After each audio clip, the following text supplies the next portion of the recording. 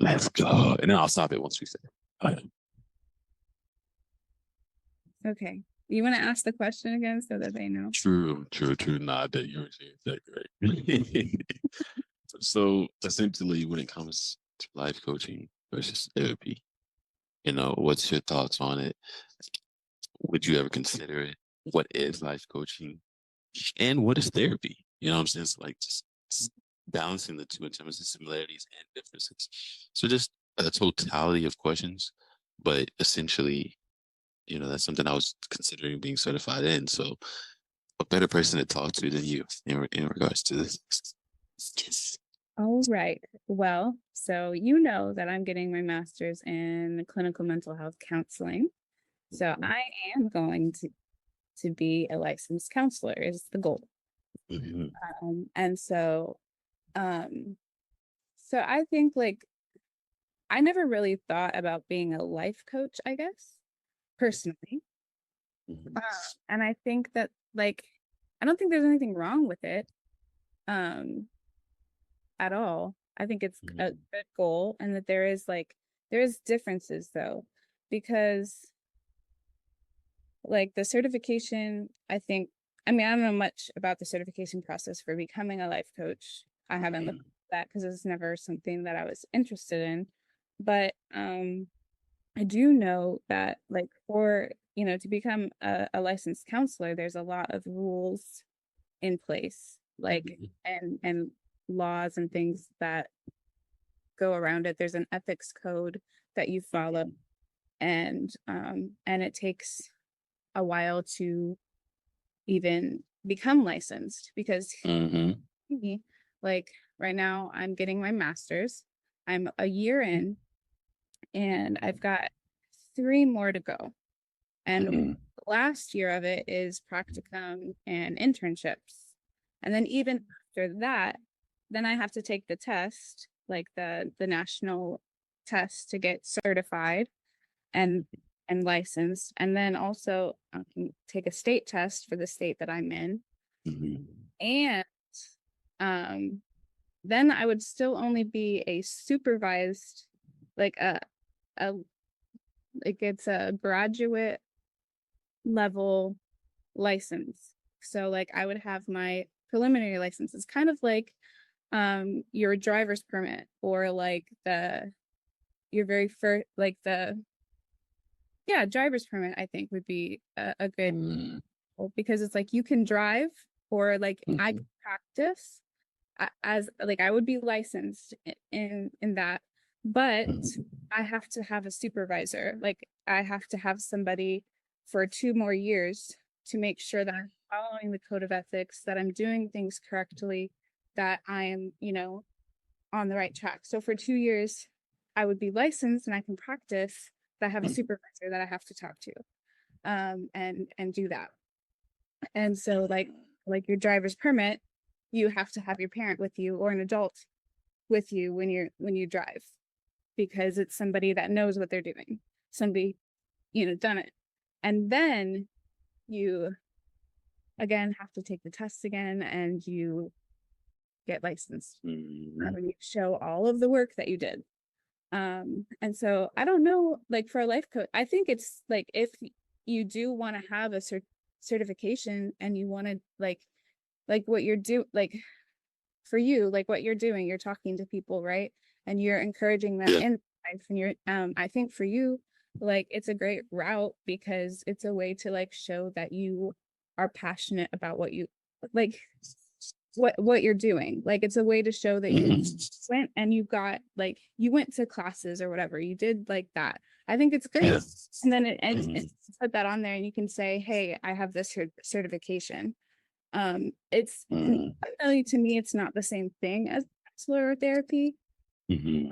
just because of the amount of work, but it doesn't mean you don't still use the practices. It's just that you can't say like you couldn't tell them. It's like I can't tell somebody because I'm a counselor, I can't tell somebody that I'm a psychiatrist or a, Mhm. a psychologist because I'm not.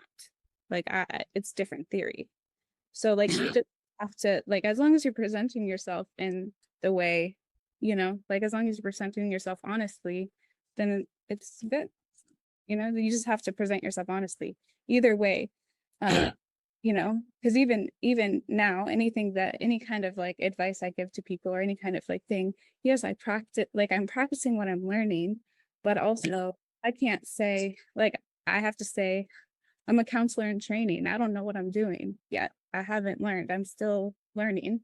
Yeah. So I'm not licensed. I'm not none of that. So take what I say, you know, free result or like, um, that kind of thing. But I think like if you do that, I think that's a great, it's a good thing. Okay. Okay. And life coaching is something that you would condone. It's something that you would stand behind and support to some degree. To some degree, yeah. Yeah, Oh, definitely. I think like, there I I am a strong advocate of just mental health in general. yeah. And so however you can get that, Mhm. I mean, however you can get that, I think that that's important. And you have to think like, sometimes for people, finances are an obstacle. Um, like one of the things that, as a counselor, like one of our ethical codes is to try like, is to do things as much as possible as we can. Like, if you can help, Yeah. you are you do try to. So like sometimes you do pro bono work, sometimes you do like free things, but you also have to think about like for counselors as well, we have to make Mhm. as well. It's not like we can't do it. Like counselors do come into it with a good heart, with one to people a lot of the times, and even like, the life coach and stuff. But I think like it even goes with like life coach and like um and I think about like personal training as well. Like there's patients for both of those things, but you still want to, regardless of what you're doing, you still want to practice within like do your scope of practice, what what you understand. Like don't try to like, you know, be something you're not, or try to sell something like sell something that isn't real or true. Cause like because I think like sometimes people try to oversell themselves, Mhm. like over their expertise. You gotta work within your area of expertise as well, Mhm. or be striving for it, you know, Yeah. and just being honest with what you know and what you don't know. Like I love how I'm gonna bring G into it, but I love how Oh my goodness. I love how Giselle, like Mm. she said, like she knows she's a personal trainer, so she knows like the body and exercises to do, right? And she Yeah. said before, she's like, I'm not a nutritionist, but she knows does know stuff about nutrition. Like she reads about it, but she makes Mhm. sure to tell people, she's like, I'm not a nutritionist, so Yeah. I'm not the person that's going to tell you exactly what to eat. Mhm. And I think that that's good. It's good to be able to say like what you know and what you don't, like Yeah. that, because that builds that trust with your clients. It also build like it also just, then you can refer them to people Mhm. that Mhm. they can go to and talk to. So so I think that's good too. So even like with life coaching, I would say like if they get into things that are like too deep, like too much over your head, like that's where you say, I would recommend therapy, or like, you know, Mhm. deeper for you. You know, like if that makes sense. Mhm. No, it does. It really does. And that's why I wanted to ask you this too, because again, I definitely understand that level of um, that level of know going to the extent of trying to express the passion in what you do and not, like you said, oversell yourself and make yourself seem what you're not. Um, and that's where I was struggling too with life coaching and things of that nature. Because again, I guess also from what I understand, and you can correct me if I'm wrong too, or also give me your 2 cents in terms of what you've heard.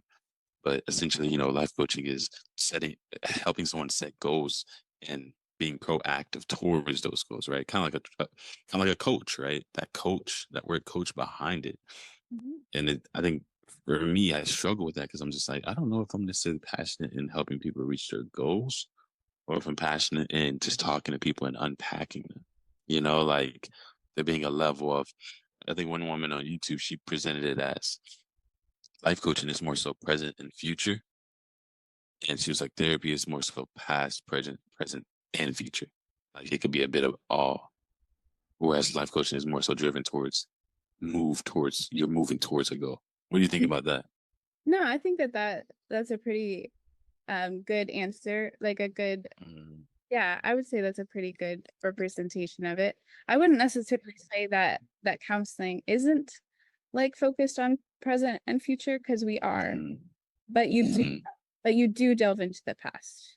Like you do delve into the past because you have to sometimes find the root, mm, you know, mm, like especially if like, if there's like anxiety, depression, um like even like e- uh well yesterday in my call with my professor, he was talking about some like assignments that he used to give to people who said they struggle with people pleasing, so it's like um so that all is rooted into your past and your experiences there. um mm. so you do have to have a level of understanding of the past, um as in counseling, um to help them move forward in the future, but the goal ultimately is to help them move forward in the future and in the present. So because you can't change the past, like, and you can't change the past, but you can change how you respond to those triggers, and work through that. That's good. Oh, I agree. I agree. And that's kind of where I'm at too. It's just like, you know, learning where you can change, um, you know, where you can change the past, where you can change that level of, just that level of focus on building a trust for between someone else and having that one-on-one relationship with someone else to be able to implement life coaching or therapy. And I noticed that's my strength too. Like this, what we're doing right here. This is my passion. I've been doing this, and I was even telling G this, but I was like, yeah, like you know, I love the groups aspects, and I love that too. I noticed that I also am very much so a one-on-one person. Mhm. I'm a guy that can talk to someone one-on-one for a while and really dive into things with that person.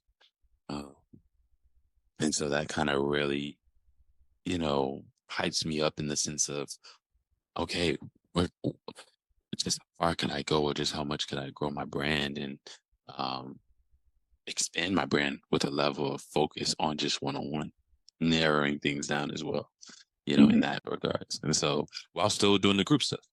And so that's kind of where that came in. It was like, okay, maybe I should try to become certified in life coaching, or maybe I should just try to, you know, lean towards that perspective or area of expertise.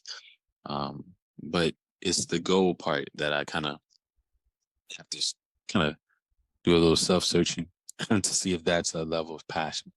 Yeah, I mean, you'll definitely have to decide if that's like the way you want to go. But I think as far for your brand, um, I think if you want to do the one-on-ones, you want to do those types of things, like especially like you record them, right? And you put them on as content.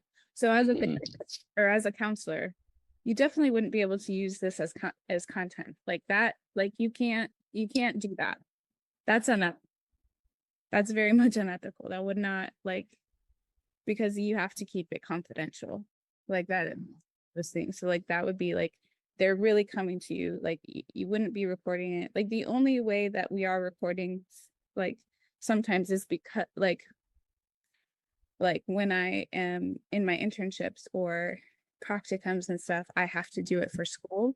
And so, but again, I have to get special permission from them. Like they have to be aware, they have to like sign the informed consent, they have to know. And I never would put their face, like for those recordings, their face is never there as much. It would never go online, not to YouTube, not like that kind of stuff. And there is some like area, like again, special consent, like they have to sign that consent form and say that it's okay for you to post this, because there are like teaching like moments, like like you can find counselors online that have shared like client stories or like use them as teaching examples, but again, they know what's like, and they go as deep as they want or not, like it's all like it has there, like I don't know all the rules with it, but there would be so that would be something like if you wanted it. So I think like in that regard, like life coaching or like something like that would be easier to do with your brand. Because possibly, I mean, again, I don't know everything, so that's just my opinions. But that could be easier just because then you can continue to make the content and the little snippets. Exactly. I agree. Yeah, and let me ask you this. Let's say I did become a life coach and I had people that I did one-on-ones with and things like that. If they consented to me sharing their stuff online and maybe like they had a forum and stuff, would that be something that would be okay then? I think so. Okay. You have to look at like obviously I think so. I say I think so because I don't know. But you'd have to look into like the legalities and stuff. But I believe like if they have signed that they consent to you reporting them, they consent posting it, like you have that legal, like a legal document. It should be it should be. I would think so. I would say definitely look into it. Definitely look into like it could, yeah. Yeah. No, I love that. But I guess Just wondering. think about the podcast aspect of like your brand too, and like how there's podcasts everywhere, right? People talk about lots of stuff. So, yeah. So I think you could do it that way too. Yeah, or even just segment out certain sections in which we're recording, like now, right? Like, you've answered the question, so I'm going to end the recording, but it's like, hey, we took this 10-15 minutes to record and then stop. Like maybe like moments like that also would be pretty dope. Yeah. And getting a bit of both, Yeah. Let me stop this now.